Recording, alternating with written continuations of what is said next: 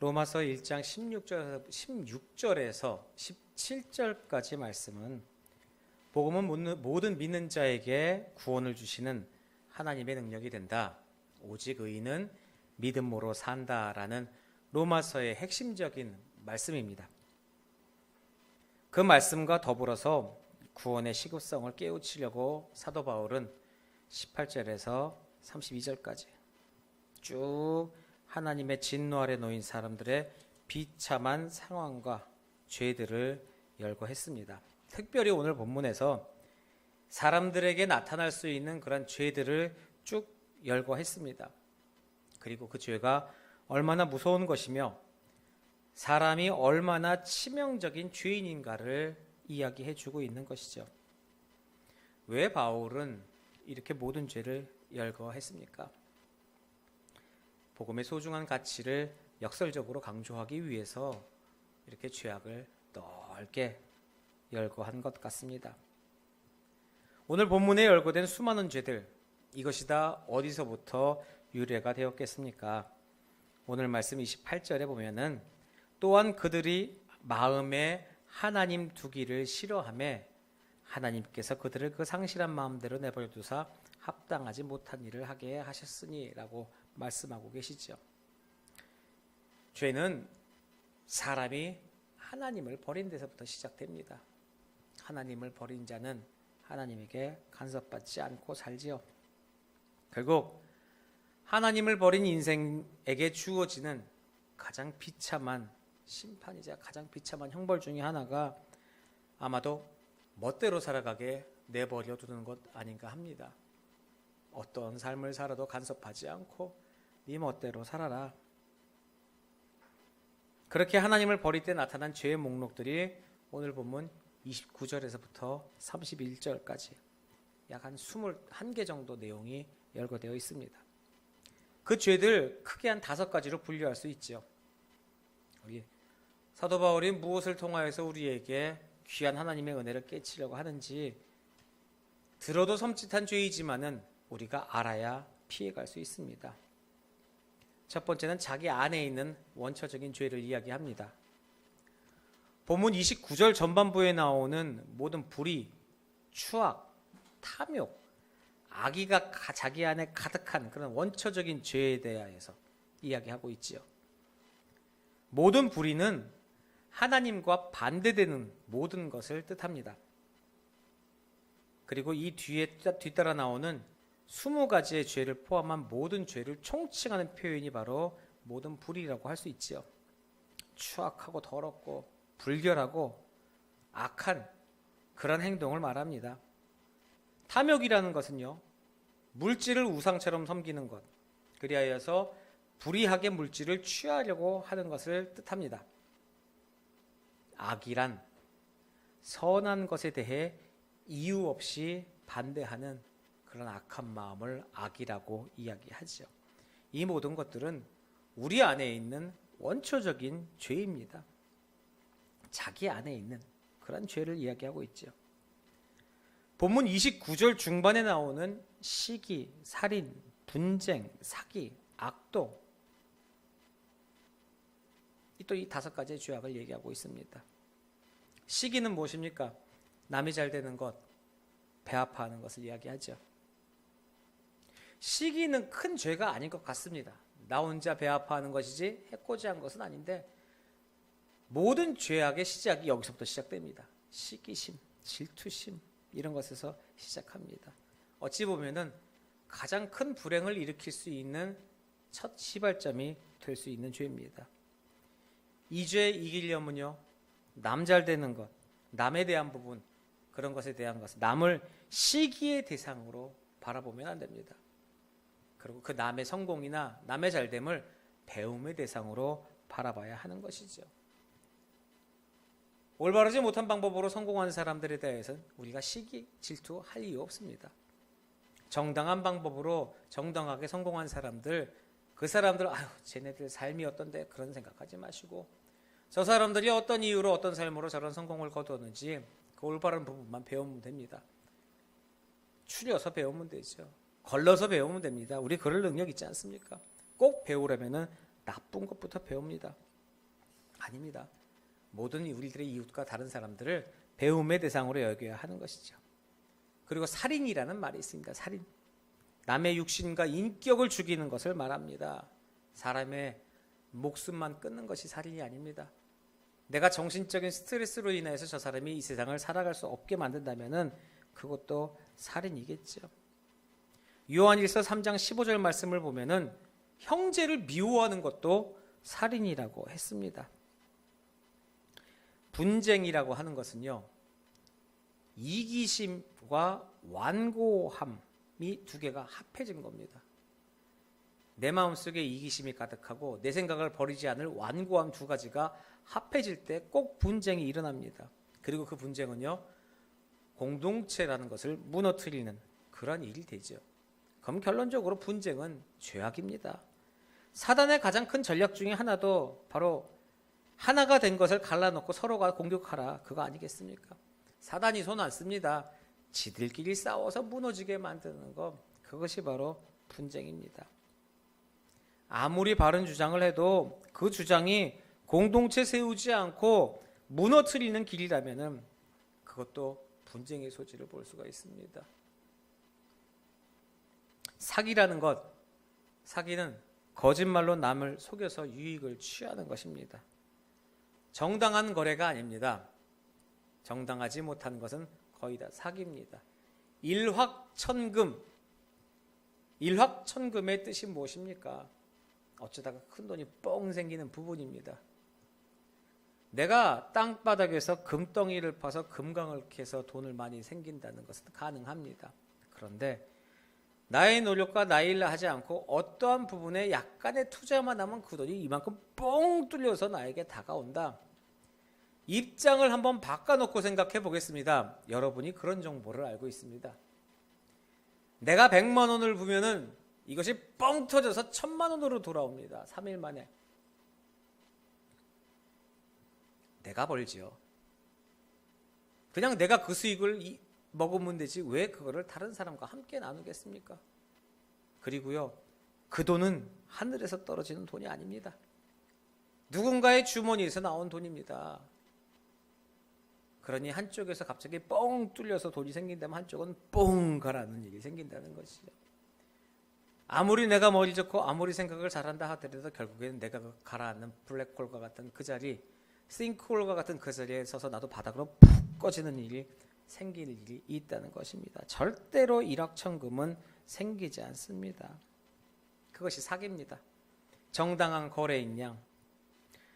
자, 악독이라는 게 있습니다. 악독은요, 간악한 꾀로 남을 해 입히는 것을 뜻합니다.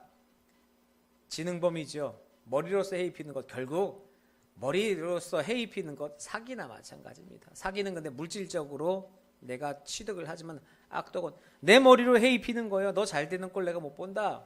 그러고 나서 하는 족족마다 따라다니면서 어떻게든 저 사람을 잡아서 묶을 것을 생각하면서 신고하고 뭐하고 그리고 나서 얘기합니다. 나는 법을 지켰다. 맞습니다. 법 지켰죠. 근데 그 법 지키는 그 사람의 마음보가 어떤 마음보입니까? 아름다운 세상을 만들기 위하여서요? 모두가 함께 사는 세상을 만들기 위해서? 아니잖아요.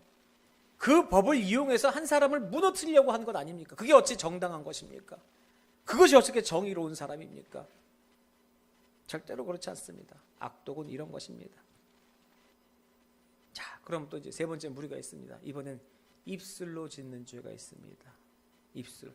본문 29절 하반부부터 나오는 수군수군하는 자, 본문 30절에 나오는 비방하는 자, 이 두 사람이 바로 입술로 죄를 짓는 그런 사람입니다. 수군수군하는 것은요, 은밀하게 나쁜 말 전파하는 것입니다.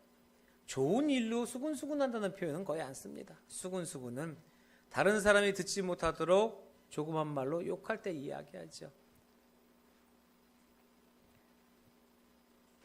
공개적으로 나쁜 말 하는 것은 비방하는 겁니다. 수군수군 지들끼리, 비방은 소문내는 것. 말로 죄 짓는 사람들이요, 그 말을 통하여서 상대방을 무너뜨리고 열등하게 만들고 내가 월등하게 올라가려고 하는, 그러니까 오히려 어떻게 보면은 다른 방법으로는 내 열등감 감당할 수가 없으니까 말로써 저 사람을 낮추고 내가 올라가는 득을 보겠다 이겁니다. 언젠간 제가 한번 말씀드렸죠. 상대방에게 욕심이나 자존심 상하는 일이 생기시다면은 내가 열심히 단련하고 내가 열심히 노력해서 저 사람보다 나아질 수 있도록 내가 나를 노력해야 합니다. 그런데 사람들은요, 내가 올라가고 싶거든요. 나는 올라가는데 노력하고 싶지 않거든요. 그러니까 선택하는 게 무엇입니까? 저 사람 잡아서 끌어내리는 겁니다. 그래서 내 발 밑으로 내려버리고 내가 높다 하고 말하고 싶은 것이 사람들입니다. 아닙니다. 수군수군 비방 모두가 다 나쁜 말입니다. 말로 죄 짓는 사람입니다. 열등감 정말로 잘 극복하는 그런 사람들은요, 결국 무엇입니까? 자기 절제할 줄 아는 사람이 그런 열등감 잘 극복할 수 있는 사람입니다. 내 안에 나를 인정하고 나를 컨트롤할 수 있는 사람이 그런 열등감도 극복하고 입술의 죄를 짓지 않는다는 것이지요. 말은요, 사람됨을 가장 잘 보여주는 그런 표식 중에 하나입니다. 그 사람 말하는 것 보면은 저 사람의 됨됨이 알 수 있습니다. 입에 욕짓거리 달고 다니는 사람 아무리 잘 봐주려고 해도 그 사람의 삶은 뻔합니다. 어떠한 어려움 속에서도 고귀한 기품 있는 대화를 하는 사람은 저 사람이 어떻게 살아왔는지를 알 수가 있는 것입니다. 평생을 고생한 사람의 언어와 평생을 정말로 고생하게 산 사람의 언어는 분명하게 틀린다는 것이죠. 그러면은 인생사에도 그러는데 신앙의 삶에서 내가 주님의 은혜를 받아가면서 살아가는 사람이라면 그 언어는 분명히 달라져야 하는 것이죠. 저주적인 언어가 들어올 수가 없습니다.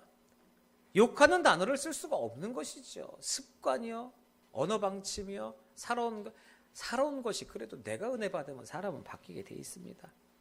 다른 사람을 세우고 복 주려는 그런 언어가 하나님의 은혜를 다 겪은 사람에게는 이어진다는 것이죠.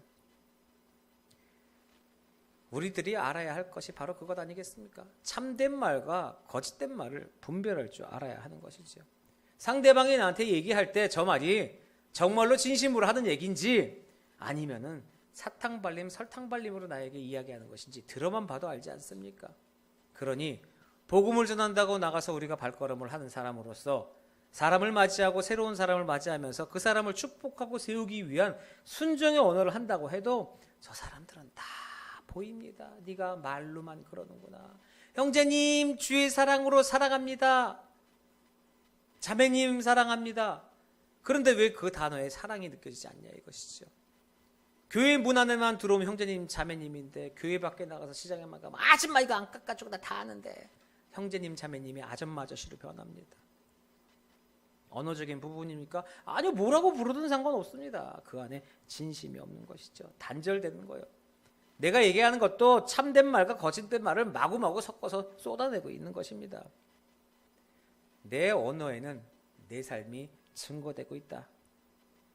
그것을 꼭 기억하시기 바랍니다. 거짓말은요, 다리가 짧습니다. 그래서 멀리 가지 못합니다. 하지만 참된 말은 다리가 깁니다. 그래서 멀리 갈 수가 있습니다. 그 우리들이 소중한 그런 원리를 이해했으면 좋겠습니다. 네 번째, 자기 스스로 높이는 자의 죄가 있습니다. 자기를 높이려고 합니다. 본문 30절에 나옵니다. 하나님께서 미워하시는 자, 능욕하는 자, 교만한 자, 자랑하는 자, 악을 도모하는 자가 다 이 죄 저지르는 사람입니다. 하나님께서 미워하시는 자요. 왜 하나님께서 미워하시는 자가 자기 스스로? 네. 하나님께서 미워하시는 자는요, 스스로 높아져서 하나님과 같아지려고 노력하는 사람입니다. 내가 하나님의 그러한 권위까지 도전할 수 있는, 내 생각과는 맞지 않다, 내가 이해할 수 없다, 세상은 그렇지 않다라고 끝까지 고개 빳빳이 들으면서 하나님 앞에 도전하는 사람이 바로 그런 사람입니다. 자, 능욕하는 자는 어떻습니까? 하나님의 심판을 우습게 보는 사람입니다. 그거 받아봤죠. 얼마 들어가 봐야 5년 살고 나와서 다시 하면 돼, 이런 생각 가진 사람. 하나님도 세상의 법정과 똑같이 생각하는 이런 사람입니다. 교만한 자는 어떻습니까? 내용 없습니다. 나 높이려고 다른 사람 깎아내리는 사람 교만입니다. 교만이 뭐예요? 내가 그만큼 되지 않았는데 높은 척하는 사람 아니겠습니까? 진정으로 내가 인격이 되고 여러 가지 상황에 대해서 높은 자리에 앉아서 그런 그런 사람들은 교만하지 않습니다. 얼토당토 어느 날 갑자기 예전에 있지 않아요? 물론 그런 사람들은 없겠지만은 잠실에서 뽕나무 누에 뽕 치다가 개발된다고 해갖고 확 부자 된 사람들, 어느 날 갑자기 평생 농사 지다가 로또 맞아서 확 부자 된 사람들, 돈을 어떻게 쓸 줄 모릅니다. 그러니 부자다운 삶을 살지 못하죠. 그러니까 자기를 스스로 높여야 되는데 그 전까지 버릇이 없거든요. 했던 걸 모르니까 그냥 돈만 뿌리면 되는 줄 알고 뭐만 뿌리면 되는 줄 알고. 근데 누구든 옆에서 보면 다 압니다. 에휴, 저거 벼락부자구나 저거. 그러니까 붙어서 뭐예요? 돈 빨아먹을 생각만 안 합니다. 헛된 자랑 즐깁니다. 헛된 것을 살아가는 것이죠. 악을 도모하는 자는요, 악한 일 만들어내는 자입니다. 스스로 높이면은 오히려 낮아지죠.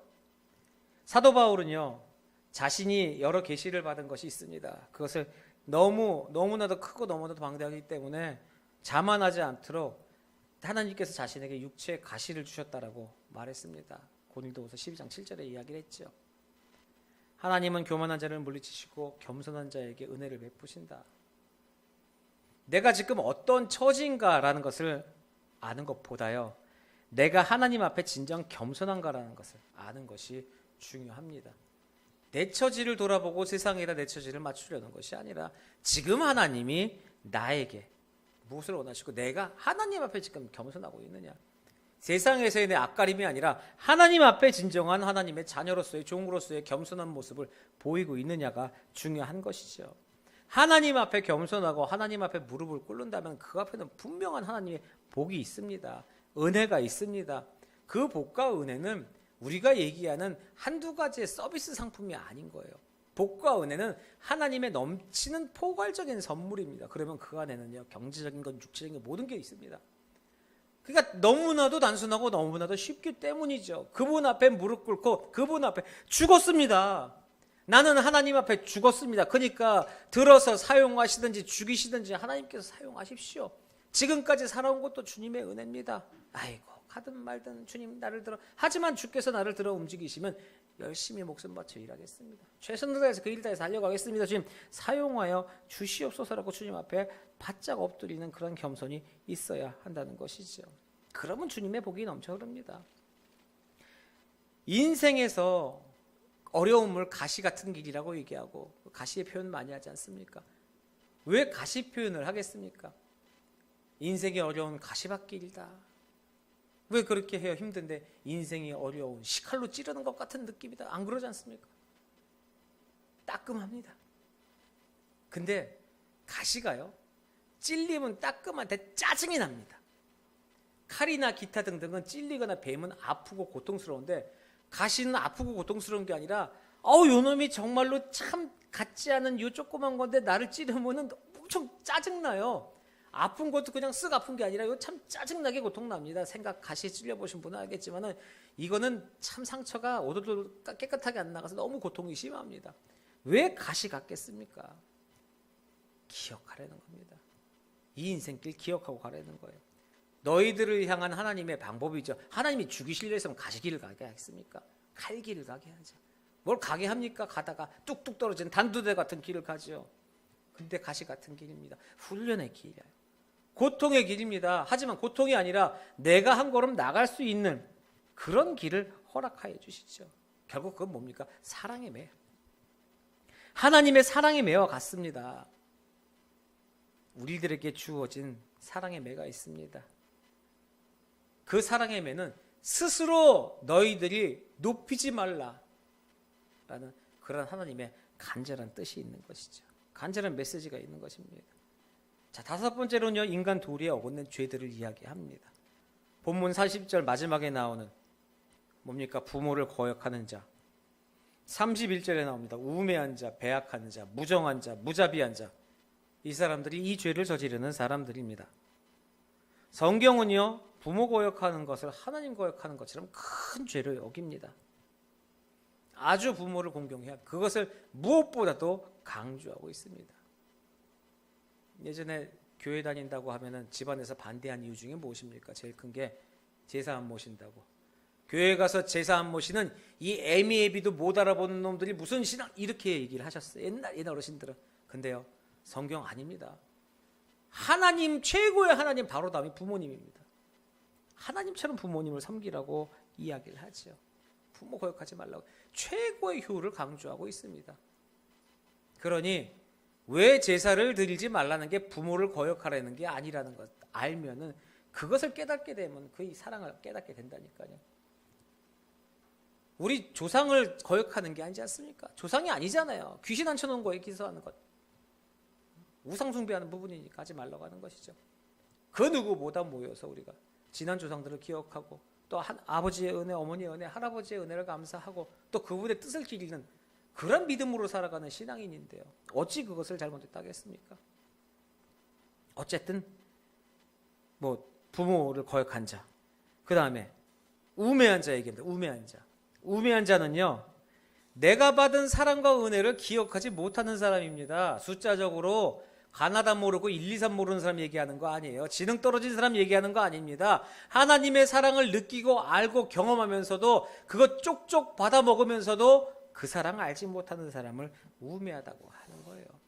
당장 여러분 콧구멍 막고 숨 쉬지 않으면 숨 막힙니다. 숨 쉬어야 돼요. 그렇다고 해서 이 공기를 하나님의 은혜라고 생각하는 사람이 몇 명이냐? 당연한 걸로 생각합니다. 어떻게 공기가 당연합니까? 지구에 기압이 있어서 공기를 만들어내고 산에 가면 나무에서 일산화탄소를 맞이하고 산소를 뿜어내면서, 그럼 그것이 왜 공기로 다 하늘로 안 날아가고 지구에 붙어 있냐고요? 어떻게 기압이 있고 성층권이 있고 오존층이 왜 있냐? 하나님의 은혜죠. 주님이 주신 건데 그것에 대한 부분은 생각 안 합니다. 그리고 나서 내 필요한 건 내가 받는 것은 당연한 것이고 그 다음에 필요한 것에 대해서 소리 지르고 외치는 부분인 것이죠. 그게 바로 우매한 자입니다. 자, 배약하는 자 나옵니다. 배약하는 자는 함부로 약속을 지키지 않은 자를 뜻합니다. 배약, 약속을 어기는 것이죠. 우리나라 사람들이 제일 약한 부분 아니겠습니까? 세계적으로 유명한 코리안 타임이 있습니다. 시간의 개념이 그럴 수밖에 없어요. 저도 말씀드렸지 않습니까? 시간의 단위가 이게 자시 중시 이게 2시간 단위예요. 옛날부터. 그러니 우리 자시쯤에 느티나무 밑에서 만납시다 그러면은 오전 11시부터 1시 사이에 느티나무 밑에 서야 되니까 2시간을 기다려야 되는 거예요. 언제 보자는 거예요. 그러니까 대충 머리 쓰는 사람은 밥 먹고 다 하고 1시 가까이 될 때쯤 나가면 되는 거예요. 더 이상. 근데 반대로 내가 이 사람한테 돈이라도 받을 게 있으면 이 사람이 1시, 11시부터 나가서 기다리는 거예요. 왜 안 오나, 왜 안 오나. 여기서도 조상의 은혜가 있습니다. 지혜가 있습니다. 내가 저 사람한테 받을 거 있으면 빨리 나갑니다. 내가 저 사람한테 줄 게 있으면 최고로 늦게 나갑니다. 데이트할 때 한번 생각해 보세요. 남녀와 만납니다. 남자가 여자가 너무 마음에 듭니다. 이 사람 절대로 안 늦습니다. 한 2시간 전에 가서 PC방에 가든지 아니면 어디 가서 사우나라고 이쁘게 하든지 미용실에 가든지 하고, 약속 시간이면은 행여나 갔는데 그럴 리가 절대로 없는데 갔는데 사람이 많아서 자리 없어서 할까봐 미리 가서 아침부터 앉아서 자리 맡아놓고 있어요. 잘 보이는데 좋은 자리. 그러면 여자분들은 조금 느긋하게 나타납니다. 왜? 자신감이 있으니까요. 저 사람이 날 기다릴 거라는 자신감이 있으니까 늦는 거예요. 여자도 반대로 생각해 보세요. 내 마음에 박효신 같은 사람이 딱 나와서 약속해서 팬미팅을 하는데 나를 콕 찍어서 자 나랑 몇 시에 어디서 차 한잔 할래? 그날 아침부터 가 있을 거예요. 내가 갈급하면은 먼저 갑니다. 그런 은혜로서 살아가는 믿음이 있어야지요. 자, 또 뭐가 있겠습니까? 배약하는 자 말고 무정한 자. 인정 없는 사람입니다. 무자비한 자입니다. 결국 뭐예요?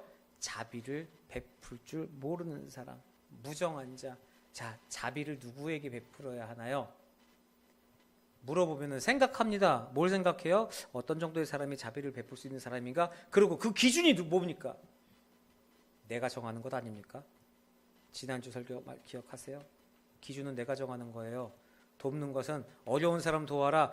내가 생각하기에 어려운 사람은 일주일에 밥을 한 2번 정도 못 먹는 사람, 씻지 못하고 아버지가 안 계시고 어머니 혼자 자식 키우는 이런 사람들, 참 이 사람 기준으로 어려운 사람은 탁탁탁탁 정해져 있는데 우리 하나님 그렇게 말씀 안 하셨거든요. 내 이웃을 도우면 되는 거예요. 누구는 돕고 누구는 안 돕는 게 아니라 다 도우면 돼. 도와달라는 사람 도우면 됩니다. 내 도움 받아서 제가 사기쳤어요. 안 어려운 사람인데 나한테 와서 배고파요. 뭐 도와주세요. 교회 여기는 없습니다만 성우교회, 예전 성우교회 같은 경우에는 참 많이 오십니다. 배고파서 먹을 것 좀. 그럼 그래서 정말 먹을 걸 드립니다. 사발면 기사 이건 아니래요.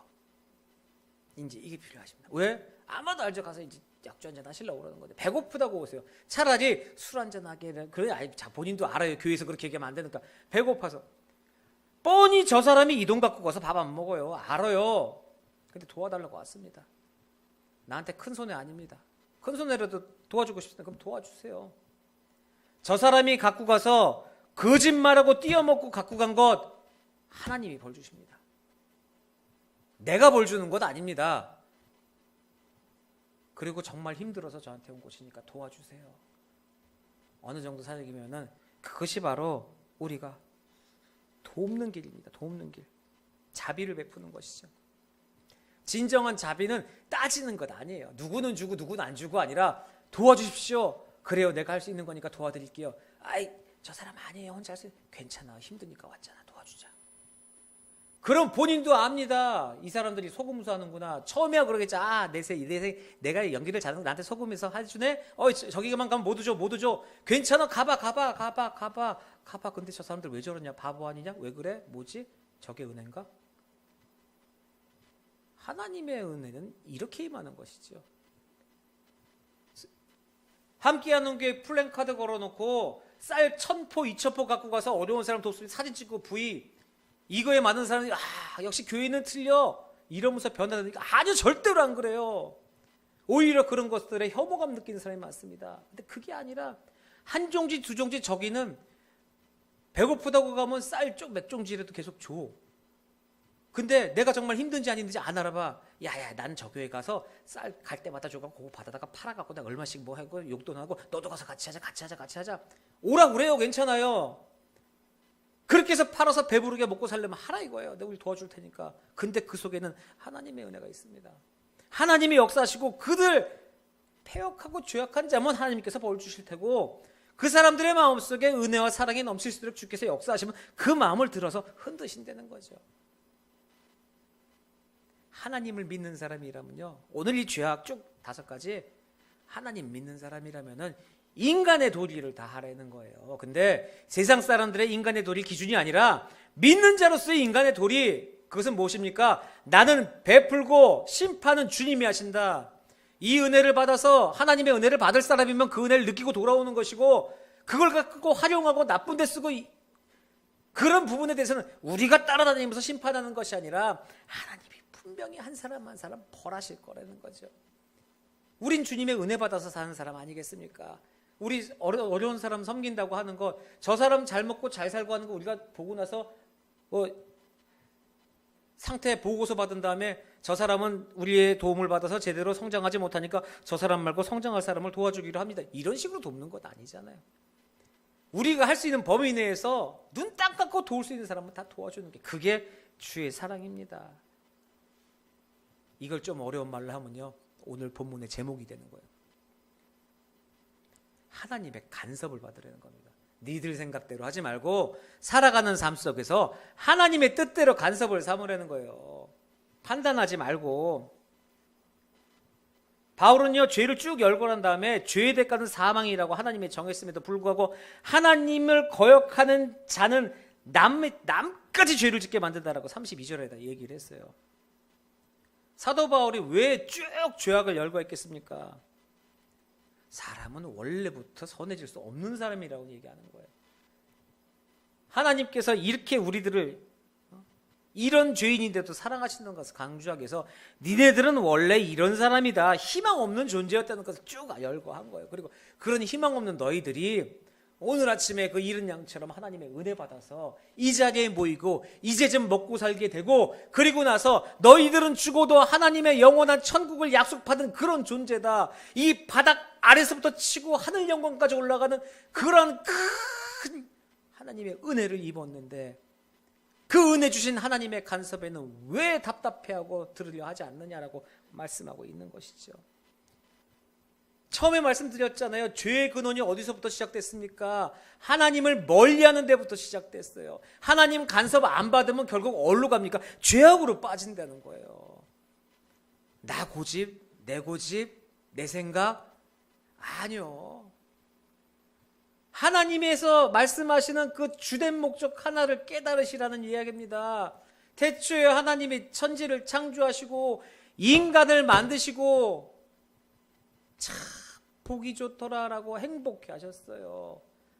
인간을 만드신 거예요. 그거 세분화해서 이거니 저거니 말씀하지 마시고, 우리가 사람을 돕고 이웃을 돕는데 누구까지 도와야 되느냐? 편부냐 편모냐?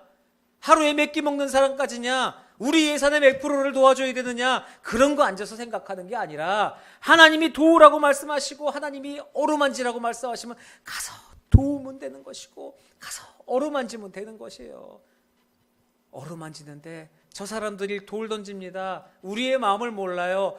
가식적으로 하는구나. 그럼 돌 맞으면 돼요. 돌 맞아 죽으면 천국 가는 것이고, 돌 맞아서 억울하면은 그것은 하나님이 가서 보호하시는 거예요. 우리를 갚아주시고 또 가서 보상해 주십니다. 잘못한 사람이면 하나님께서 친히 벌 주시는, 하나님에게 주권을 돌린 자가 되라고 얘기하는 거예요. 하나님의 간섭을 받으라고 얘기하고 계시는 겁니다. 가끔 보면은 책임감 없는 사람들이 있어요. 계속해서 잘못을 저지르는 사람이 있습니다. 보통 그런 사람들 처음엔 친구가 포기합니다. 친구들이 떨어져 나가기 시작하죠.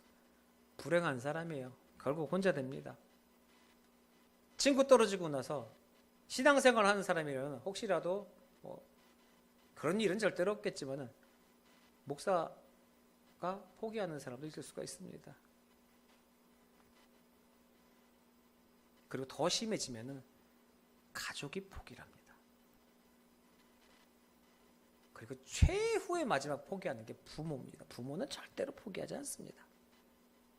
그런데 부모까지도 내려놓는 사람이 생기죠. 그러고 나서 본인은 세상에서 다 놔버렸어. 그러고 얘기하고 다닙니다. 그리고 교회에 하나님도 자기를 버렸다고 얘기합니다.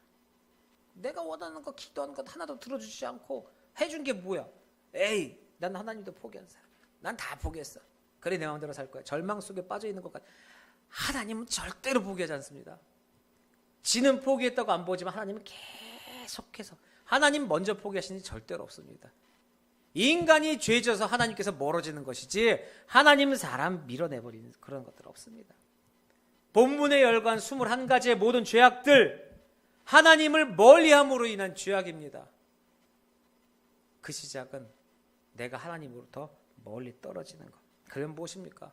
이 모든 것에 대한 내가 하나님과 가까이 동행해야 된다는 것이죠. 그 길로 가야 된다는 거예요. 하나님의 말씀을 듣고 내가 하기 싫어도 저분의 간섭을 받아야 하는 겁니다. 왜 간섭하겠습니까? 꼴 보기 싫어서요? 아니요, 잘 되라고 하는 거 아니에요? 야, 너 내가 살아봤는데 그렇게 하면 안 되는 거야. 그럼 그 간섭 받아들이는 거야. 내 선배가 저렇게 봤는데 이렇게. 물론 그 사람이 잘못됐을 수도 있어요. 하지만 그 사람은 내가 직접 경험했으니까 내가 잘난 척 하려고 그러는 게 아니라 내가 했는데 그때 너무 아팠어. 그러니까 넌 거길 제발 가지 말고 이렇게 한번 해봐라고 진심으로 얘기해 주면 그 간섭을 받아서 응답하는 부분입니다. 내 생각을 버리고 거기에 응답하는 거예요. 사람에게만 그래도요, 놀라운 일이 일어납니다. 선배의 말을 듣고 어른의 말을 들으면은 옛날 말로 자다가도 떡이 생긴다고 합니다. 어른의 말을 들으면. 그게 무엇입니까? 나 아무것도 안 하고 말만 들어도 내 앞에 이득이 생긴다는 거예요. 그런데 사람도 그런데요. 천지 만물을 지으신 하나님 아니겠습니까? 그 하나님께서 말씀을 우리에게 선물로 주시면서 지금 이야기하고 있지 않습니까? 내 간섭 받아라. 나머지는 다 내가 해결해 주마. 그러면은 그냥 내 뜻 포기하고 하나님을 잡아야 됩니다. 한 가지 기억하세요.